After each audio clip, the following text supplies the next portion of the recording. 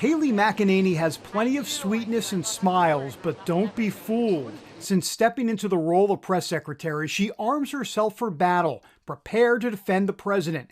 Lately, the commander-in-chief facing criticism for taking the controversial drug hydroxychloroquine to prevent COVID-19. How comfortable is the president with doing this, and did specifically the doctor prescribe it for him? Just understanding. Yes, the doctor did prescribe it for him, and he took it after having several discussions with Dr. Connolly about its efficacy, and he believed that Dr. Connolly, that the benefits outweighed the risk for the president. The criticism would be that the FDA and the government, if you will, the federal government, only recommends that it be taken in a hospital setting. So I talked to Dr. Hahn about that this morning from the FDA, and Dr. Hahn said first, this is a drug that has a long safety profile. It should always be prescribed from a doctor to a patient, but has been shown to be safe. And I explicitly asked him, what about outside of hospitals? And he said, yes, it's okay if a doctor prescribes it to you in your ordinary point of care.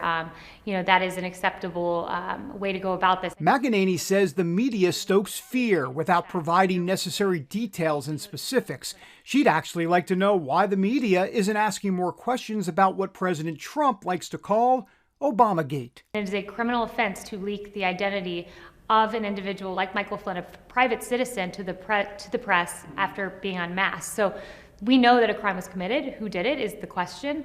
But there are within the Obama administration. Within the Obama administration, yeah. Absolutely. Right. But there are a number of other questions that need to be asked. There's more questions than there are answers in this, and the lack of journalistic curiosity is really something intriguing. Do you think the media is carrying the Obama administration's or the former Obama administration's water here to a degree? When they don't ask the questions, absolutely. Yes. The media has already taken aim at McEnany, saying, in their view at least, she lies from the podium despite her pledge not to. They've been called a lot of names out there. I mean, they're already saying, I will not lie, and they're calling you a liar already. They're calling you other names, racist and birther and all that type of stuff.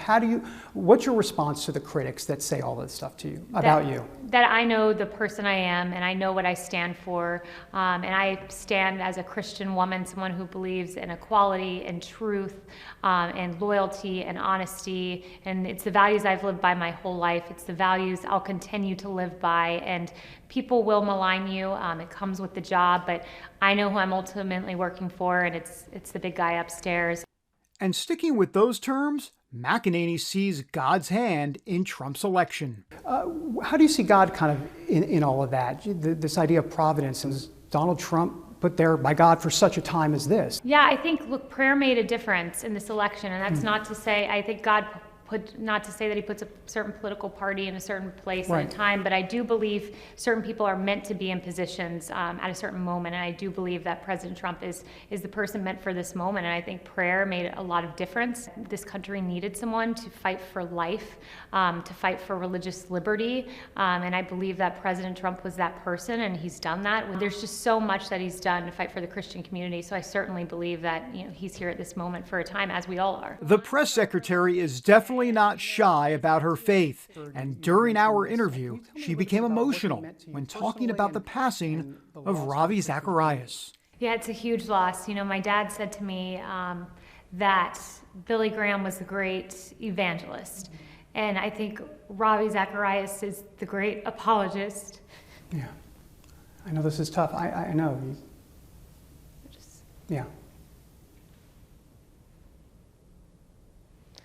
We don't have to cry because we're Christians, so we know he's in heaven. Yeah, I mean, we're human the last time I checked. But the tears come from what? To have someone who, from an academic place, as an apologist, could equip you with those arguments where you didn't have to check your brain at the door when you became a Christian, where there is intellectual foundation for everything we believe. But his life continues, and in the next life, he is someone I'll meet in heaven, and rest assured his legacy will always be here, and he will continue to change lives. This press secretary is hoping to make a difference here on Earth, too.